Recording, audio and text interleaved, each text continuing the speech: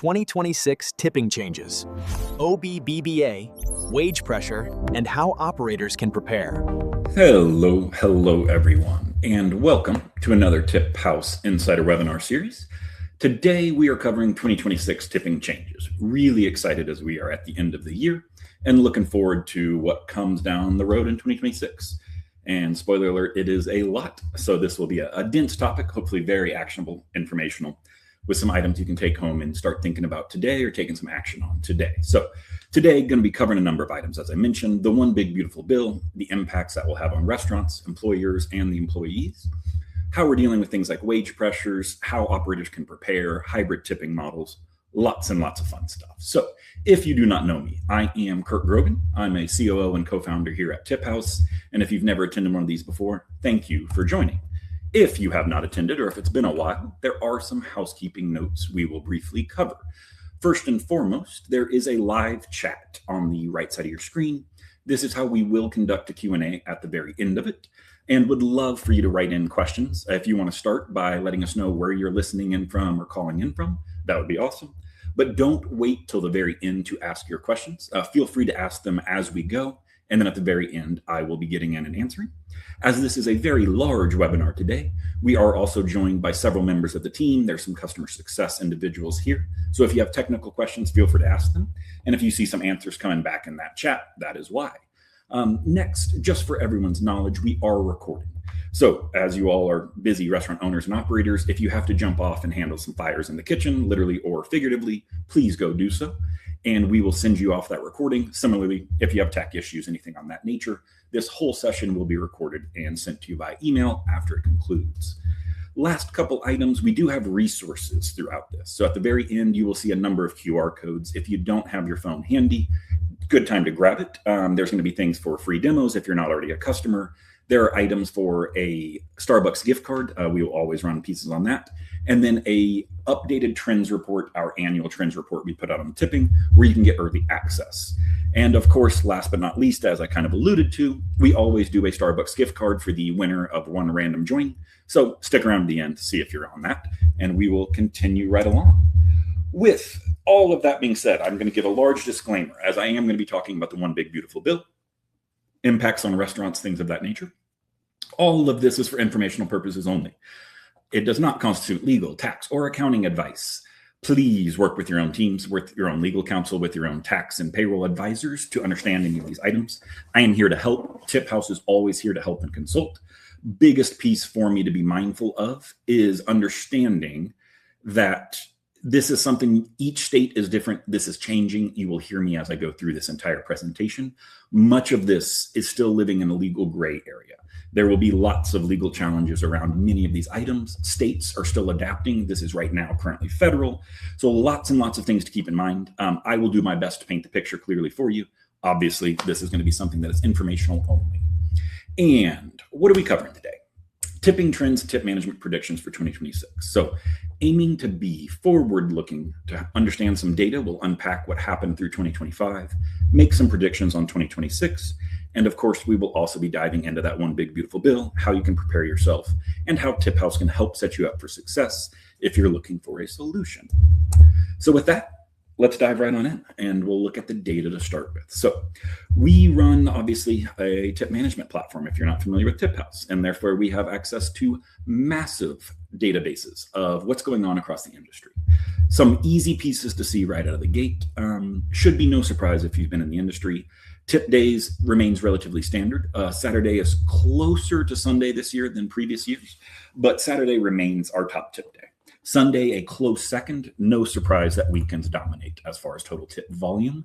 And then we actually have a reverse trend throughout the week where people tip the least on Monday, growing Tuesday, Wednesday, Thursday, all the way into Friday, leading into that weekend of great tips, and you reset. When we look at annual holidays, really, really interesting trends this year. And so if we took our top 5 holidays and how they performed, Thanksgiving always performs well. Again, if you've been in the industry, you know this. People are very tired of cooking. Some have given up altogether and just go out to eat on Thanksgiving. But that is our top tipping holiday. And then we had Columbus Day week actually performed really, really well, out edged Memorial Day week, which has been traditional second and third. And then, of course, Mother's Day and Father's Day always make an appearance here. Very popular day to take people out. And so that rounds out our top 5 tipping holidays. When we look at service charge tips and the models between them, that's where some data gets really interesting. I'm going to use the term hybrid tip models. When I do so, what that means is you're using a combination of traditional, either credit card and cash tips and service charges, right? You're lumping them together and you're treating them as the same piece. It's going to have a lot of impact with OBBBA as we get towards that later. So it's something really important to pay attention to. But what we see is the most widespread adoption. Credit card tip pooling is the most standard piece right down the middle. We do have a massive 86% of locations use some form of a credit card tip pool. This could be a house pool. Everyone lumps it in together. This can be a server pool, bartender pool, but it is and continues to be our most popular rule is just going to be a credit card tip pool straight down the middle. Service charge pooling is another very, very popular piece. And you'll notice the trend here that these two do not interact. The reason they're the two most popular is they're separated out. And then we'll look at 3 and 4. 3 and 4 is that hybrid pooling model where you're saying, okay, we want to lump credit cards and service charge gratuity chips into the exact same pool. We don't want to treat them separately. And you're seeing more and more restaurants using more and more service charges and unique opportune methods. And then, of course, we can see a hybrid service charging as well for tip sharing. Biggest piece, if you're not familiar with TipHaus, tip pooling, we're contributing all of the money into the same pot, and then we're pulling that money back to the individuals who contributed, sometimes in different percentages. You see this across restaurants all over the world. Tip sharing is a singular directional movement of money. So as a server, I may tip out 2% to the bartender for making my drinks, but that bartender is not taking that 2% and sending it back in. Guest tipping behavior, this is interesting. You're looking at bi-weekly periods here, January to December. So overall, what the big takeaway here is, slightly trending down, and we'll pull out these stats at the top, that the average check size is actually slightly down year over year right now. Average tip that is left is also slightly down. Those two go hand in hand, of course. But our average tip percentage, last year we crept just towards the 17% mark. This year, depending on your FSR, QSR hybrid model, you're seeing a 15.5 to a 16.2% range. Obviously, there are restaurants outliers on both sides of that, but we are seeing something consistent just north of the 15% standard. So when we look at that, it's a really important piece to pay attention that industry norms are slightly changing. These are the highest 2% of hybrid models we have ever seen, and they're continually rising. What this means is people are getting creative. They're thinking through, should service charges have a place in my restaurant? If you have never considered that, it is worthwhile to consider. However, I'm going to throw something as a counter and contrary to that here as we get into one big, beautiful bill. Next up, these data points are going to be coming from our internal polling of customers. If you are a customer of ours currently, this is a reminder and a great thank you for filling these out. They help us to shape the industry. They help us to understand what's going on and provide some great insights and action back to you. But when we look at how often should you review your tip structure, TipHaus is very much a set it and forget it system. However, that forget it, maybe has a asterisk next to it that we should be reviewing and updating and modifying. So how often do restaurants change the frequency of their tip structure? How often are they reviewing it? How often are they adjusting it? Well, the vast majority of restaurant operators only when they are legally required or during major staffing changes. If they had a massive turnover event, if they're hiring a new location and they're looking at it, those kinds of instances are when the vast majority of restaurants review their tip structure. A little over a quarter are reviewing it annually, every single year. They're jumping in and saying, hey, does this still work? Are we experiencing turnover with hostesses? Should we adjust tip pool percentages to allow for something on that? Should we increase back to the back of house? What are we looking at here? And then about 20%, 1 in every 5 of you, are looking at it every quarter or every season. That's outstanding to be looking at it that often. At minimum, we would recommend annually, of course, because the industry is changing faster than ever. When we're looking at this, primary motivation for updating tip structures, overwhelmingly more than 3/4 of the time to improve fairness or morale, which is outstanding. That is something that we always want to see. It is a lever and a tool that I think is so often forgotten. What we want to make sure that we're always paying attention to is tips are an area to get the efforts and rewards from employees that you're looking for. So if you're having trouble with turnover in specific areas, if you're adding tasks to individual jobs that they must perform, anytime like this, it's a good idea to say, hey, money's a good motivator. If we switched this up, if we adjusted this tip pool, if we ended up cutting a role this year and we no longer use that in our restaurant, someone has to fill that, right? Still must be done. Maybe it's existing staff, but how are we manipulating that tip methodology and philosophy to make sure that we're compensating the individuals who have the highest performance in our restaurant, the largest predictor of the outcomes of our restaurant? Next up was staying compliant with wage laws. No surprise, if wage laws are adjusted, you should look at your tip policies. If your state changes things, you must make sure you're staying on top of it. And then lastly is addressing back of house and front of house inequities. Of course, this was now tip eligible for back of house. The big things to note, of course, are always if you're in a tip credit state and you take advantage of that tip credit, you cannot share to the back of house.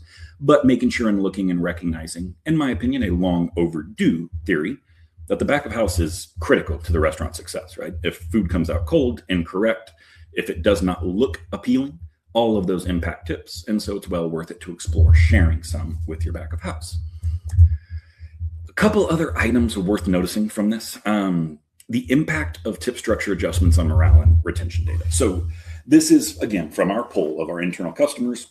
I believe we sent it's anonymized data for about 5,000 restaurants that we sent out to. Over 67% agree that there is a positive impact of tip structure adjustments on morale and retention. The data shows this, that we've had restaurants increase by up to 33% retention. They're staying longer. Employee tenure is growing, which is excellent. Turnover costs a ton of money for restaurants, as we all know. But even beyond that, it's 67% had positive. You can take that up to 95% that it was neutral or positive. Adjusting tip structures feels scary. If you're approaching it with open communication, if you're doing it for the right reasons and you're being transparent about that, 95% of the time your employees will have a positive or neutral view on it, and that employee tenure and turnover drops. So we're looking forward to those items. Make sure you're having open communication and you're reviewing these things.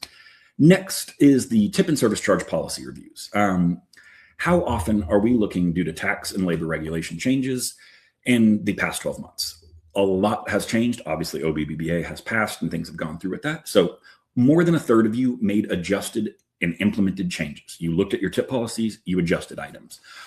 Just under a third of you are also actively considering it. You're saying, hey, in 2026, it's on my radar. I recognize that there's an opportunity to change this, make some improvements, see if I can get some outcomes that I'm looking for. And then almost dead on a third of you had no changes. A very, very interesting split across, in the sense that it's about an even 1/3 camps across the board as to whether or not you are looking at making changes or you have made changes. Now, let's dive into the crux of it. OBBBA is a massive topic. I'm going to dive into this right now with you all. But it's worth noting that the entire service industry is at an inflection point. Obviously, there's OBBBA. There's minimum wage increases. There's cultural pushes for equity. Traditional tipping model is slightly shifting as we see it.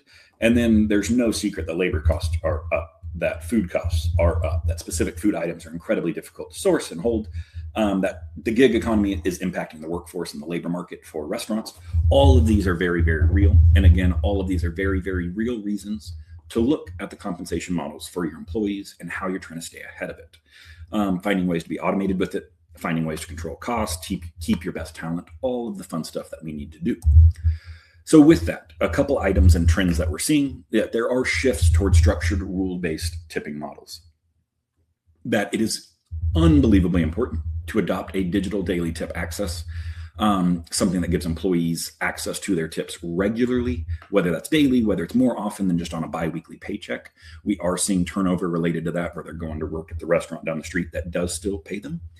Transparent employee apps, lots and lots of fun things on that. The expansion of hybrid models. I touched on that piece, but service charges and tip poolings are coming together. We may see a massive fracture in that due to OBBBA, and we'll touch on that. Minimum wage escalation, I don't have to dive into it. You all are very, very aware. New legislation that's coming through that is making sure tips are allocated correctly, that there's better reporting, that there's a distinguished, for the first time, massive distinction between voluntary tips and involuntary service charges, how those are handled. And then, of course, the back of house and front of house inequities that we discussed earlier that is causing a lot of restaurants to really analyze how they're approaching these. So when we dive into it, let's talk. The one big, beautiful bill. For employers, there's a couple big pieces to pay attention to. There is the service charge trap. And this is something that, as we see the hybrid models have been gaining in popularity, we've seen things like commission models where you're doing a service charge and you're rewarding people for their total sales or specific items sold. Both of those have been on the rise. We do facilitate and support both of those. This may be a massive divide between that. And what this is no tax on tips deduction only, as it stands today, applies to voluntary tips. So if you are using mandatory service charges, those are counted as income towards the business, and therefore they are not going to be eligible for employees to not receive tips, taxations on it.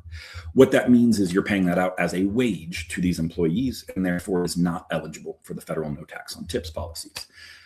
There are exceptions. All of this is in the gray area, and I will again call out, many of these items will change or at least get more specific. Much of this is going to be challenged in court over 2026 and beyond. Your role, in my opinion, is to do the absolute best you can to educate employees and to make sure you're providing them resources so that they can make educated decisions on their own. There's additionally the payroll piece of no tax on overtime. That is another piece that has come into this. And an important element, I won't go through the depths of it, but the important part is it is only on the multiplier attached to overtime. So if they get 1.5 for working overtime, it only applies to that half, right? And that's up to a $12,500 deduction. For no tax on tips, that's gonna be up to $25,000. Very important to pay attention to, if workers are earning under about $15,000, standard deductions means they're not paying any into taxes. They're not going to gain anything. All of the no tax on tips really only applies to people earning over $15,000 up to about $150,000 where it starts to taper off again. And so we're always going to be mindful of that. These are your full-time employees typically. Next, FICA is still not free. And this is something that you will get questions from employees because no tax on tips was at times polarized. Most often it was mischaracterized and presented in different ways. Social Security and Medicare still apply and will be withheld. So when you get questions like, well, I don't pay taxes on tips anymore. Yes and no, right? It's on a federal level only. States still do apply. Lots of states are following the no tax on tips population, but have not passed it all yet. So stand by on that. And additionally, Social Security and Medicare are still going to be deducted. So make sure that they're at least aware of this. Otherwise, you're going to get 3 questions for every employee you have, and you're going to get sick of answering it. And lastly, completely unrelated to our tips, but just something, restaurant operators should be aware of if you are not, is there is 100% bonus depreciation back on the table. It is no longer amortized. So collect, this applies from January 19th, 2025 onward. Collect any of your capital expenditure invoices. Make sure you're paying attention to that. Early 2026 is still available too, but important piece as you may have some significant tax savings as you're paying attention to that from an operator standpoint. Next, I want to dive into a little bit for employees, things that they need to know, things that you should be working with to help ensure they understand. The largest area is going to be working with your payroll provider, making sure that the W-2 is filled out correctly. It's going to make it significantly easy for your staff. So there will be a qualified overtime box and there's going to be qualified tips. Those alone are what they're not paying tips on a federal level, again, excluding Medicare and Medicaid. When you look at it from that standpoint, they are still able to calculate it. If you are using a payroll provider that has not separated those out, they will be able to calculate it on their own. If they use a company like TipHaus, the employee app will give them much, much easier access to that, and they can drive forward from there.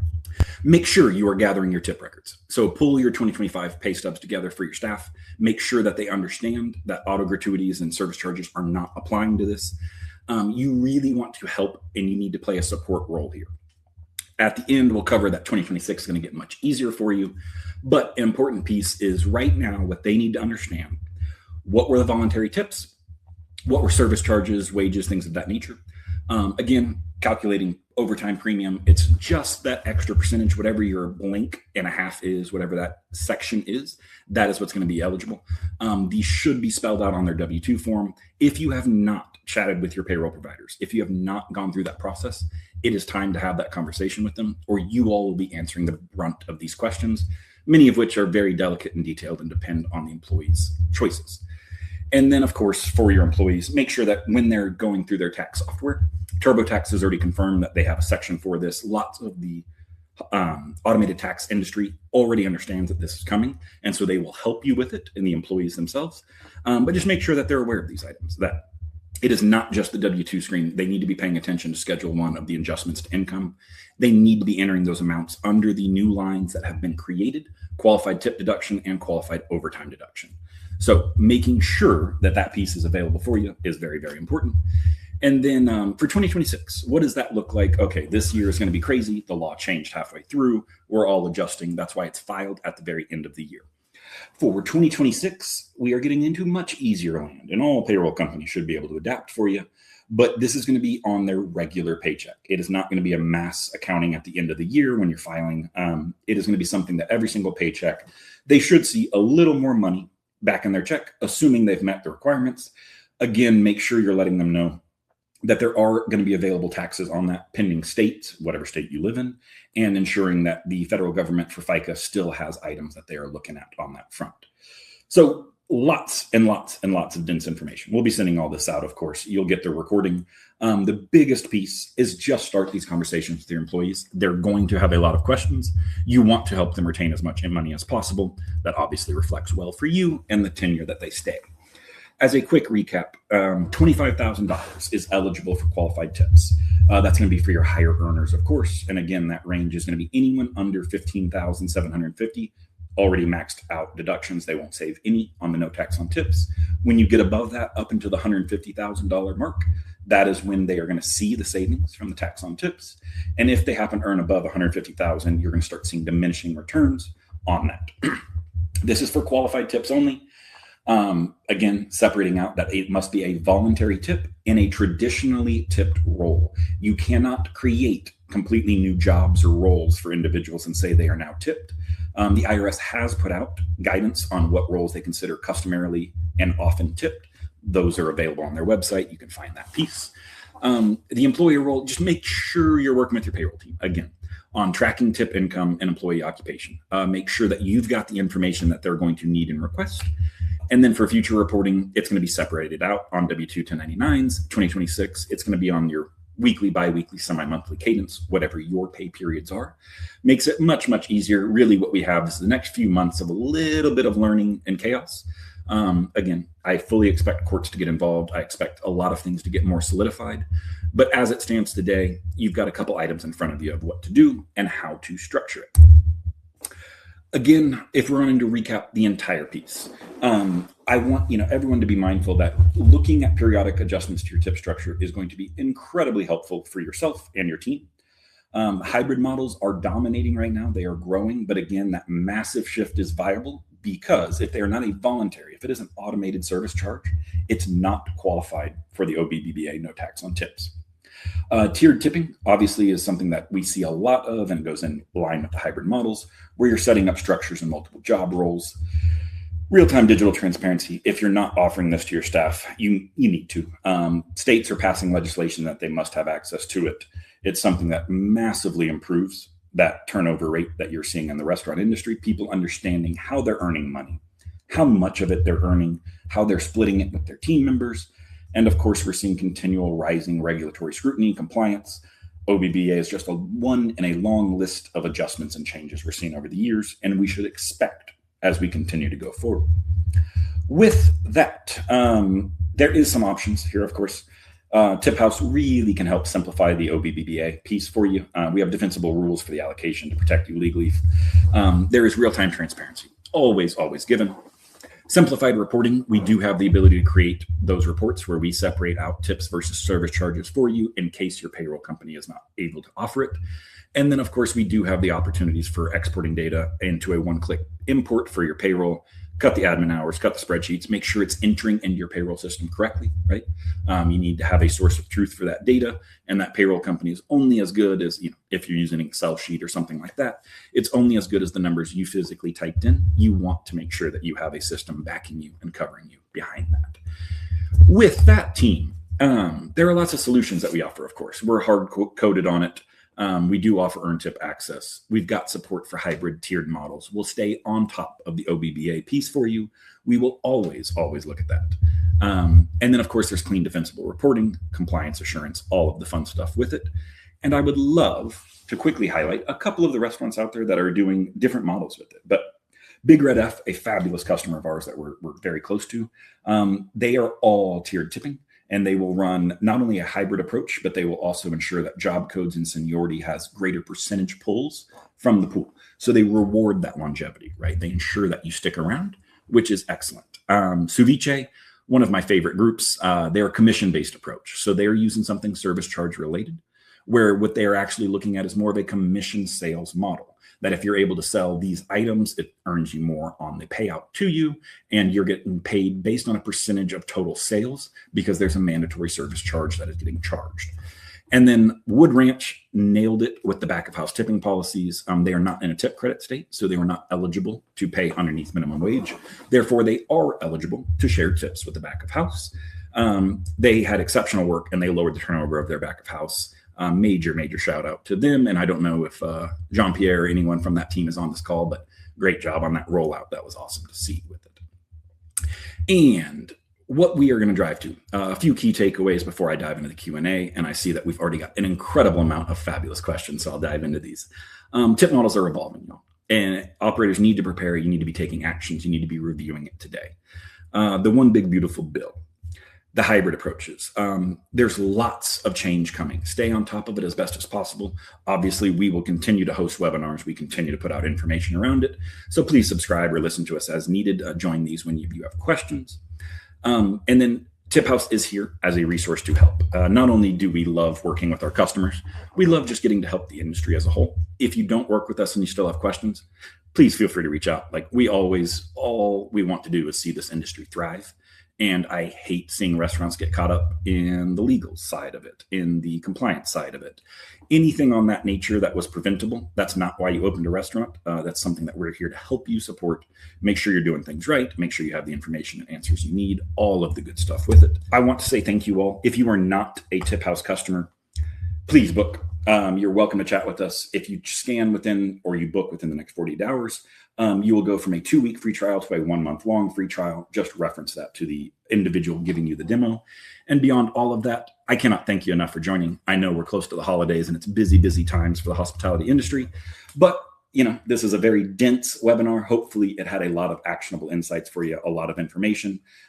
Again, we are here for resources for you. If you have questions, please reach out to us. We are always happy to chat, whether or not you're a customer. The last thing we want to see is this industry suffer from something that can be an amazing attribute. That OBBBA piece could be a wonderful tool to help keep people back into the service industry and stay longer.